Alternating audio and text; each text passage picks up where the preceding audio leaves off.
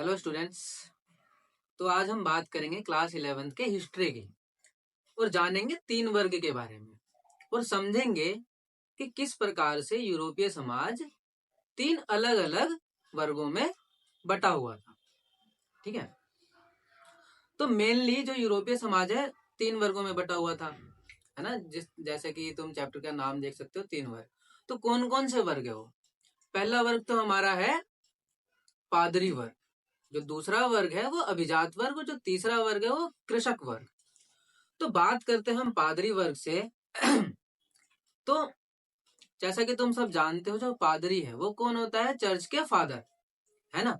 और उनका काम क्या होता है? वो ईसाई धर्म के बारे में हमें बताते हैं, ईसाई धर्म का मार्गदर्शन कराते हैं और क्या करते हैं, चर्च के अंदर वो धर्म के बारे में हमें ज्ञान देते हैं, धर्म के उपदेश दिया करते हैं, है ना।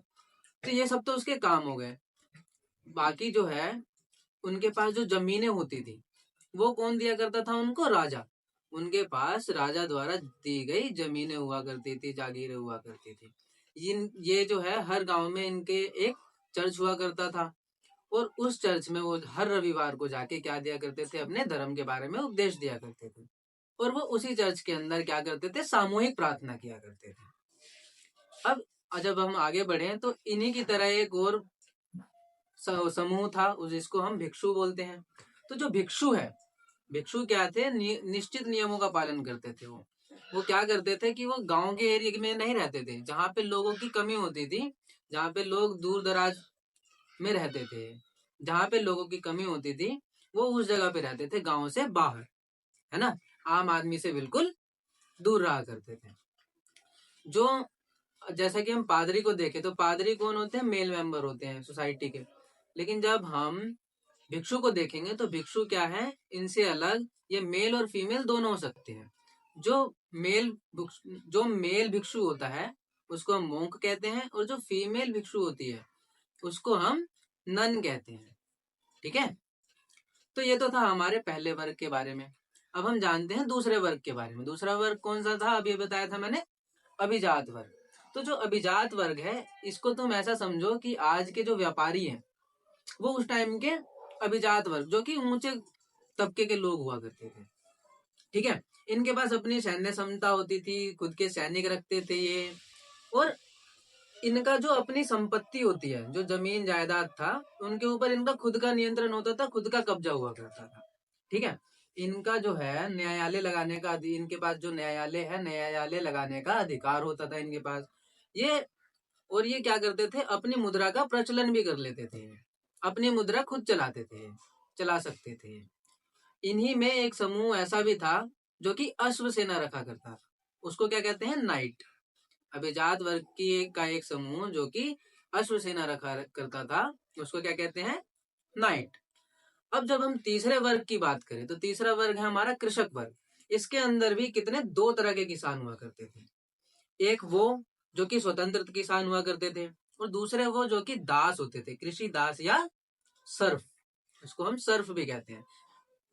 स्वतंत्र किसान से तो तुम जान ही सकते हो, जिनके पास अपनी भूमि होती है, खुद के ही क्या करते हैं, खुद की जमीनों पर वो कृषि किया करते थे। लेकिन जो कृषि दास है या सर्फ है वो क्या करते थे? इनके पास खुद की भूमि तो नहीं होती थी, खुद के कोई जमीन नहीं होता था, तो ये एज अ नौकर काम करते थे, सर्वेंट काम करते थे। ठीक है, और दूसरों की जमीनों में जाके कृषि किया करते थे। ठीक है, तो जो लोड, अधिकतर ये कहाँ पे काम करते थे? अपने लोड के पास जाके काम करते थे। लोड कौन होता है? जो कि रोटी देने वाला व्यक्ति होता है, जो कि दास के प्रति पूरा पूरा निष्ठावान हुआ करता था। ठीक है, तो जो सामंतवाद है, सामंतवाद का क्या मतलब है कि सामंतवाद एक जर्मन शब्द से निकला है, फ्यूड से। इसका मतलब क्या होता है? जमीन का एक टुकड़ा। तो जो सामंतवाद है ये कृषक और जो लोड है उनके संबंध के बारे में दर्शाता है। ये क्या है कि कृषक जो है अपनी श्रम सेवा उनको प्रदान करते थे और बदले में उनसे क्या लिया करते थे? सैनिक सुरक्षा। ये क्या है? सामंतवाद। अब आगे बढ़ते हैं चैप्टर में, तो हम देखते हैं कि 11वीं शताब्दी में यहाँ पर कुछ नए नए बदलाव किए गए थे। किसके अंदर? कृषि के अंदर। 11वीं शताब्दी में कृषि के अंदर बदलाव किए गए थे यहाँ पर। तो जो सबसे पहला बदलाव था वो क्या था कि नई नई टेक्नोलॉजी को अपनाया गया था, है ना।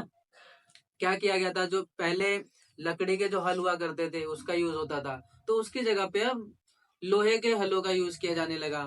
फिर क्या हुआ कि जो घोड़े हैं, घोड़े के खुरों पर जो लोहे की जो नाल होती है वो लगाई जाने लगी। भूमि को भागों में बांटा जाने लगा, फिर उस पर कृषि करने लगे, जिससे कि उत्पादन में वृद्धि होती थी। तो ये तो था कि नई नई प्रौद्योगिकी क्या क्या आई। फिर उसके बाद क्या है कि जो कृषि है, कृषि में विस्तार तो हुआ, उसके साथ साथ क्या हुआ, नगरों का भी विकास हुआ, है ना। जनसंख्या और तेजी से बढ़ने लगी, व्यापार जो था वो बढ़ने लगा और नगरों का विस्तार होने लगा। ठीक है, अब एक तो 11 टॉपिक रह गया, 14वीं शताब्दी का संकट। तो इसके अंदर क्या था कि तुम देखोगे तो जो मौसम है, मौसम क्या होने लग गए थे, छोटे होने लग गए थे। जो ग्रीष्म ऋतु है उसकी जगह पे शीत ऋतु आने लग गई थी, है ना। मौसम क्या हो गए थे, छोटे होने लग गए थे, जिससे कि जो फसल है, फसल की पैदावार कम हो गई और फसल भी छोटी होने लगी मौसम के कारण, है ना। अब फसल छोटी हुई तो जो खाद्यान्न है, खाद्यान्न का मतलब क्या कि अनाज, खाद्यान्न में कमी आने लगी। जब खाद्यान्न में कमी आएगी तो क्या होगा, भुखमरी होगी, और भुखमरी के कारण क्या होगा, लोग मरेंगे। तो ये सारे संकट कहाँ पे आए, यूरोप के अंदर 14वीं शताब्दी में। तो ये सारे क्या थे, 14वीं शताब्दी के संकट थी।